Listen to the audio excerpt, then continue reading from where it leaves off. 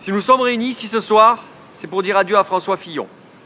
Alors, on va commencer la semaine avec la saga François Fillon, hein, parce que le mec, c'est un obèse dans l'encadrement d'une porte, il est absolument incontournable. Je peux te dire que celui-là, quand il a fini de tirer la France, c'est une scène de crime, le bordel. Tu comptes les douilles, mon pote. Comme François Fillon, ah oui, il pose des vraies questions, lui. Comment en sommes-nous arrivés à cet état accumulant depuis 40 ans les déficits? Alors, j'ai une piste, je suis pas sûr, hein. Tu me dis ce que t'en penses, François. Comment est-ce qu'on en est arrivé à autant de déficits? Je propose, à cause de tous les détournements de fonds publics que vous avez faits depuis à peu près 40 ans, toi et tous tes copains. Ah oui, parce que je dis ça, je dis pas ça sans preuve, c'est toi-même qui le dis. Oui, parce que quand tu tweets ça, est-ce que 2 heures après, tu pourrais, par exemple, ne pas tweeter? Ça fait 36 ans que je suis au service de mes compatriotes. Je pense que tu as répondu toi-même à la question que tu as posée. François Fillon a dit « Il y a injustice sociale entre ceux qui travaillent dur pour peu et ceux qui ne travaillent pas et reçoivent de l'argent public. » C'était notre dernier espoir, putain. Fifi, bordel. Fifi la tulipe. Putain. Fifi le pourfendeur des assistés. Pas toi! Pourquoi Fifi, pour une fois qu'elle avait un sans casserole, il se retrouvait avec une grosse marmite au cul, putain. Tout ça à cause de ta bonne femme, Fifi. Putain. Tu savais qu'il fallait se méfier des bonnes femmes, bordel. Une galloise en plus. Toi qui étais contre le regroupement familial, putain. Trop bon, trop con. Excusez-moi, je suis dégoûté, voilà. Alors je suis allé ce matin à l'Assemblée pour apaiser un petit peu ma peine. Voilà, j'ai cherché longtemps des députés de droite, mais pas beaucoup. Salle des 4 colonnes. Beaucoup de pudeur, évidemment, ce matin. Période de deuil, évidemment, hein, pour tout le monde. Passer au titre, Marc-Olivier. La goutte d'eau qui fait déborder le vase, Pénélope Fillon, nous l'avons annoncé, répété ce matin, aurait touché plus de 900 000 € et les enfants du couple 84 000 €. Ça, à droite, ça va mal passer. Hein. Prendre la place de Sarkozy comme candidat pour 2017 passe encore, mais prendre celle des Balkany comme la famille d'escrocs numéro 1 du parti, là, c'est trop. Par contre, je vais juste préciser quelque chose d'entrée de suite. Je m'en bats les couilles du fait qu'il ait fait bosser sa nana. J'ai aucun problème avec le fait de faire bosser la famille, à condition que cette personne soit compétente et puis surtout, qu'elle bosse. Hein, parce qu'en revanche, le fait qu'elle se soit fait 500 000 boules d'argent public, juste en faisant du tricot dans son manoir de la Sarthe, ça déjà, c'est moins Charlie, tu vois. Alors évidemment, il y a la présomption d'innocence, mais je veux dire, quand tu regardes le nombre de preuves qui s'accumulent contre les Fillon, comme disait mon grand-père espagnol, quand ça sent le caca, que ça a la couleur et le goût du caca, c'est peut-être pas un moelleux au chocolat que t'as dans ton ramequin. On a Balkany, c'est toute une œuvre, là, le père, le fils, tout le monde triche, tout ça, voilà. Donc on est dans ce contexte-là. Et là, depuis janvier, alors là c'est le régal, une campagne super, Fillon, voilà, il est en face de moi. Que des histoires, et plus on fouille, plus on sent la corruption, plus on sent la triche. Et à côté de ça, donc en plus c'est des bonhommes qui nous expliquent qu'il faut la rigueur, qu'il faut l'austérité, et eux-mêmes ils piquent dans les caisses publiques, donc il y a quand même un petit problème de ce côté-là. Alors, quant à François Fillon, alors lui, c'est une roue que t'as perdue sur l'autoroute, le mec. Oh putain, il file tout droit, très vite, jusqu'au mur. C'est à peine croyable. Son équipe, elle est absolument en roue libre. Hein, l'équipe de François Fillon, elle tente tout, n'importe quoi, n'importe quand, n'importe comment. Même là, pendant les attentats terroristes, oui, il y a d'autres incidents dans Paris. Les gens disent, mais non, il n'y a pas d'autres incidents. Si, vérifie enquête. Mais ferme ta gueule, toi! On va te monter en l'air, là, maintenant, arrête d'être fou, t'es devenu zinzin. Putain, François Fillon, tu es devenu zinzin. Putain, si le second tour, c'est Le Pen Fillon, hein, le fou contre la sorcière, j'ai juré, je vais me couper les bras au cas où j'ai envie de voter, c'est quand même pas possible. Alors celui qui est au top en ce moment, c'est quand même François Fillon. Le mec, il a tellement d'histoires au cul, on dirait Père Castor. Et il y a 12 perquisitions chez lui par jour. Les enquêteurs, ils ont déménagé dans la Sarthe pour réduire leur bilan carbone. Même Vergès, il aurait refusé d'assurer sa défense. Milosevic, Laurent Gbagbo, Klaus Barbie avaient une chance de gagner, mais là, c'est pas possible. Je sais même pas comment il va faire pour continuer à faire campagne, Fillon. Il passe tellement de temps au commissariat, il paraît que les flics lui ont demandé de participer au pot commun pour le café et le PQ. François, comment pouvais-tu t'en sortir? Même Patrick Balkany t'a lâché. François Fillon est en très mauvaise posture.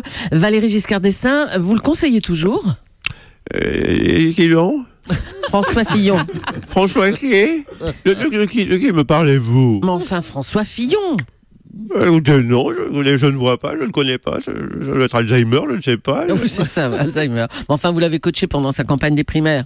Mais taisez-vous, espèce de gourde. Oh bah je vous en prie. Mais j'en prends plus. Écoutez, je vais tout vous dire. Je pensais coacher un gentil curé, pas un braqueur de banque. Hein. C'est Albert Spalgiari, le gars. Je vais tomber pour complicité avec vos conneries. Moi, j'ai pas envie de faire de la zonzon à 90 ans. Alors d'abord François Fillon, alors le mec il s'était présenté comme monsieur propre, en fait il a de la merde plein la joue, t'as juste envie de lui tendre une éponge. Pendant toute la semaine je le regardais comme ça, gêné, je jetais des regards du coin de l'œil en disant frère, t'en as encore là, encore, ouais t'en as encore. Oh putain, alors lui quand il a fini de baiser la France, crois-moi, elle est mal dans ses pompes. Hein. Alors il aurait détourné 20 000 € du Sénat, d'accord, il aurait eu comme client de sa société AXA alors qu'il proposait de supprimer la sécurité sociale. Il a filmé 800 000 boules à sa femme pour un boulot d'assistante parlementaire alors qu'elle a toujours dit ne jamais avoir taffé avec lui et qu'il n'y a aucune trace de son travail. Il aurait filé 57 000 palos à ses enfants avocats alors qu'ils n'étaient pas plus avocats qu'une pomme, les mecs, d'accord. Alors carrément il aurait aussi remis la Légion d'honneur à un type en échange qui file 100 000 palos à sa femme pour qu'elle écrive 3 pages dans une revue littéraire que personne ne lit. À un moment donné, sa femme cumulait quand même 2 emplois à temps plein et elle a touché des indemnités de licenciement pour les 2. Et la meuf a quand même inventé le cumul d'emplois fictifs. On est dans quelque chose d'extraordinaire. On est dans une baisse record. On est dans quelque chose de beau. Alors, sa défense, incroyable. La défense de Barcelone. Piqué. Incroyable. Des trous partout. Non, ça n'a jamais été mon assistante parlementaire. Si. Bon, oui, mais c'était ma collaboratrice. C'est juste que je suis pas misogyne. Je n'ai qu'un seul compte en banque. Non. Vous en avez 10. D'accord, mais je n'ai qu'une banque. On s'en fout, ta gueule. Mes enfants sont avocats. Non, oui, mais oh, ils ont le bac, hein. La journaliste qui a interviewé ma femme est très choquée parce que vous dites, bouge pas Fillon, elle arrive dans 2 minutes pour dire le contraire, tu vas te sentir humilié. Putain, mais Fillon, c'est le Titanic, le mec il tombe à pic là depuis 2 semaines, c'est incroyable. Bah oui, la semaine dernière, on apprend que 60% des électeurs de droite sont prêts à te soutenir. Ce que je peux comprendre. Par contre, okay. Moi, j'étais fan de l'Olympique de Marseille sous tapis, je savais qu'ils trichaient. Je soutenais quand même. Et je suis prêt et j'assume. Mais le truc, c'est qu'on avait un truc marrant à raconter là-dessus. On se lève le matin, qu'est-ce qu'on apprend? T'as rencontré Nicolas Sarkozy pour lui demander des conseils. Qu'est-ce qu'on fait? Nous, on fait quoi là-bas? Nous, on démissionne. Non, j'en peux plus. Nous, on démissionne, ça va trop vite. Cela dit, t'as eu raison. Nicolas Sarkozy, c'est l'homme de la situation. Il est ceinture noire en la matière. Attends, Sarkozy dans le job, c'est Maître Yoda. Bah, bien sûr. Hein, c'est la grande et la force. Grande bien sûr, des républicains. T'as rencontré Nicolas Sarkozy. Mais où vas-tu t'arrêter, François? Attends, franchement. Bientôt, on va apprendre qu'il cachait Xavier Dupont de Ligonnès dans sa cave. Attends, bientôt, on va apprendre François Fillon, en fait, Jacques Léventreur. Peut-être. Alors, bon, ce qui est clair, c'est que 3 mois avant les élections, on va pas pouvoir te remplacer. Trouver un républicain qui a pas baigné dans une affaire financière, qui a pas été mise en examen, c'est impossible. Ça se peut pas. Bon, donc, on va respecter ton travail, mais respecte le nôtre. Si tu pouvais ralentir un peu les affaires. Ralentir la cadence. Voilà, exact. Une affaire par semaine, voilà. Bon, disons à la rigueur, c'est vrai qu'en ce moment, il est en forme. Bon, t'en autorises 2. Ouais. On dit 2 affaires semaine, mais pas au-delà. Non, sinon, après, on est perdu, nous. Après, nous, on peut plus travailler. On n'arrive plus à travailler. Et ça sera assurément le pire des présidents. Réac, bigot, mytho, que dis-je mytho, menteur comme un ministre du budget socialiste, revanchard, rancunier, buté, indifférent, déphasé et surtout totalement bling-bling. Mais attention, pas bling-bling comme son ancien tortionnaire Nicolas Sarkozy, du genre ostentatoire, va de la gueule, mate un peu ma Rolex, elle pèse 3,5 kg, dont la moitié en diamant, mate un peu mon vélo, c'est le même qu'Armstrong, mate un peu ma gonzesse, c'est autre chose que Tante Yvonne ou Bernadette. François Fillon, c'est le bling-bling chafouin, sournois, dissimulateur. Il siphonne des centaines de milliers d'euros d'argent public en utilisant sa femme et ses enfants comme prête-nom, fréquente des millionnaires pour mieux leur taper du blé, se fait offrir des costards de nabab à 6 500 €, des toquantes de Julot à 15 000, et je me souviens même avoir lu que lorsqu'il passait ses vacances en Italie, il se faisait prêter une Ferrari par le patron de la Scuderia, qui est lui aussi un ami sincère. Le PDG de Ferrari qui lui a également prêté sa maison de campagne sur l'île de Capri. Je vous laisse imaginer le style épuré du cabanon de vacances de ce garçon. À l'hippodrome des escrocs, mon pote, tu sens le quintet à plein nez, hein, abus de biens sociaux, détournement de fonds, putain, trafic d'influence, on en oublie, corruption, mais tu es quelqu'un d'incroyable, fais une pause, bordel de merde. Après ça, on apprend que ces enfants, ils reversent jusqu'à 70% de ce qu'ils ont touché dans leurs emplois fictifs à l'Assemblée, là, à leurs parents, tranquillement. Mais putain, mais c'est beau tout ça.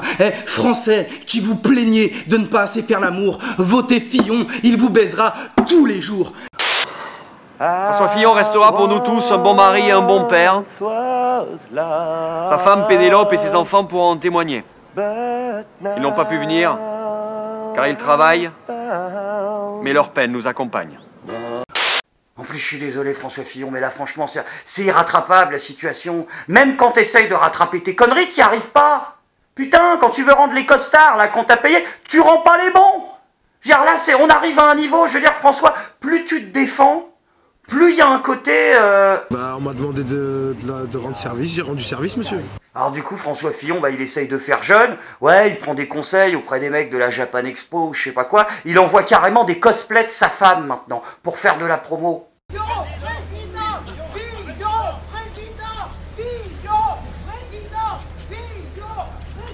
Mais c'est la merde, François, essaye pas de faire jeune, c'est foutu. Mon cher François, c'est le moment de lancer un message fort pour redonner espoir au peuple français. Nouveau champion, nouveau discours, mais toujours la même odeur de merde.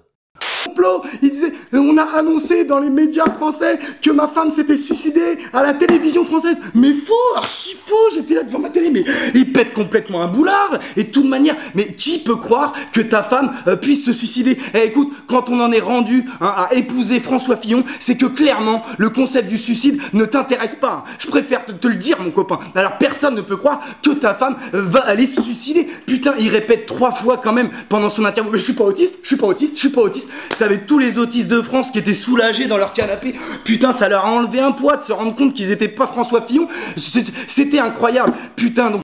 On n'est pas le couteau dans la plaie, voilà, ouais, c'est... Bah, Fifi, c'est fini. Voilà. Finalement, le peuple français est plus efficace que la justice française. Alors, c'est compliqué, hein, je vais vous dire, pour un humoriste, un Fillon éliminé comme ça, c'est une muse en moins. Hein, c'était un petit peu devenu notre Marlène Dietrich à nous, avec plus de sourcils et moins de décolleté, bien sûr.